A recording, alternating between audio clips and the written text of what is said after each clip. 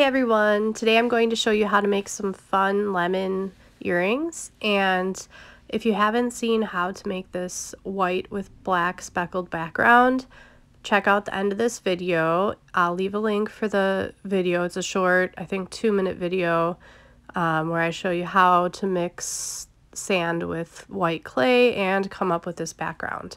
Otherwise, you could just use plain white or black or whatever color you'd like.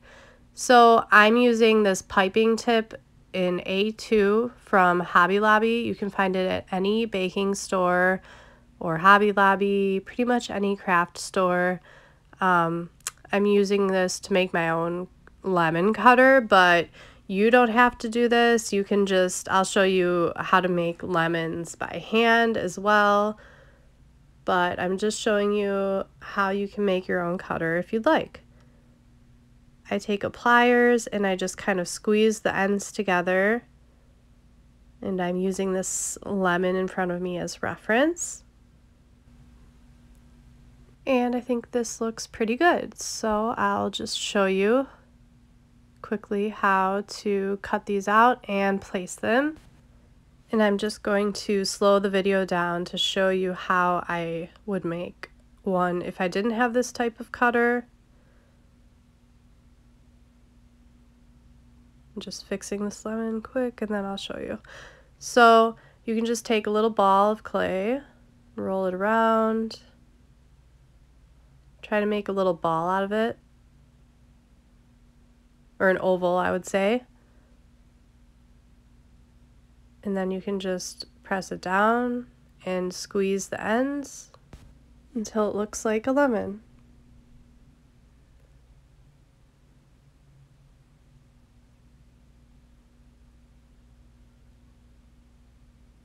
I'm just using my nail to kind of make the points, and I actually think those look a little better anyway. So you can either make your own cutter or just make the lemons yourself.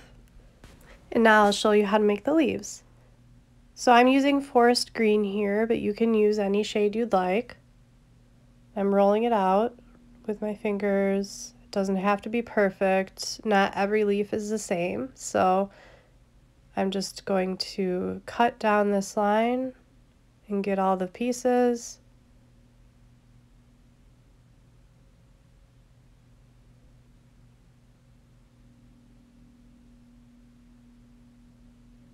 So I'm going to start by rolling it slightly with my finger angled a little slightly to the right, so then it's a little bit pointier on one side, and then I just kind of flatten it with one quick movement. And then you can pick it up and place it. I'm doing the same here. You can kind of see my finger turns. And then if it doesn't get that edge on it, you can always pinch it with your fingers like this. Again, it doesn't have to be perfect. We're going to add some texture after all these are placed, so you won't see any of the fingerprints or anything.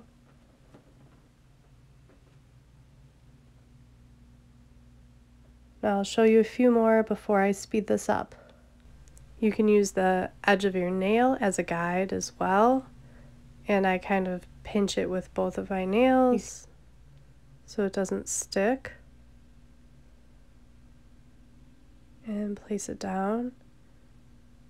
You can do 1 leaf or 2 leaves, whatever you'd like. And I'll just show you one more.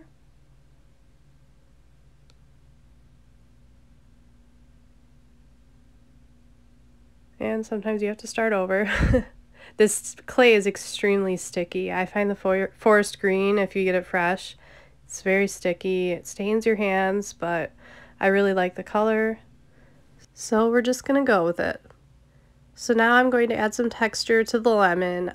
You can do the whole lemon with a toothpick, or you can do half. I like the look of half. So you just kind of lightly press, or you can do deeper presses if you'd like, but then the clay might start moving out on you. But you just want to go over half of the lemon or the whole lemon with these tiny little dots. If you don't have a toothpick, you could probably find like a colored pencil or something else that you can sharpen that won't leave a mark. So like a yellow colored pencil that's really sharp, or if you have some metal, even like some sort of pick or something, like a safety pin or pretty much anything. Now the leaves, I just make sure the pointy end of the toothpick is toward the end of the leaf, and then I just lightly press down. And you can kind of run it along the whole leaf if you'd rather do that. That works too, but sometimes it brings up a little bit of clay. So I just like doing a quick press.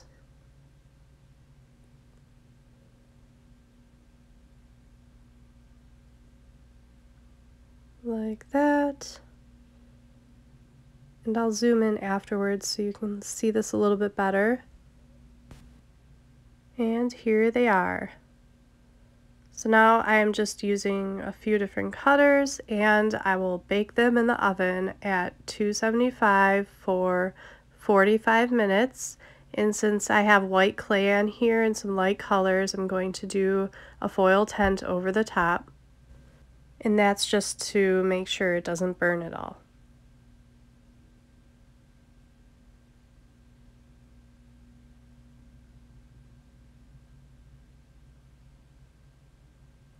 So I think these will look really nice as arches. And then I'm thinking an oval shape and maybe some studs as well.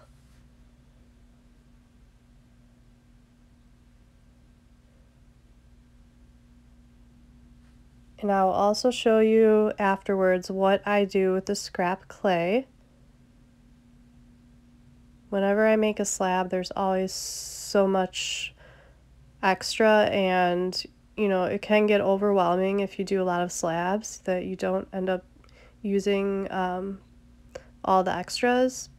But I used to throw them all into a bag and they just turn into a big jumbled mess, and it would be, I'd mix it up and it'd be gray or brown or just, you know, a color I don't really use. So I started just kind of mixing the scraps together when I was done with them, and I really like the result a lot more.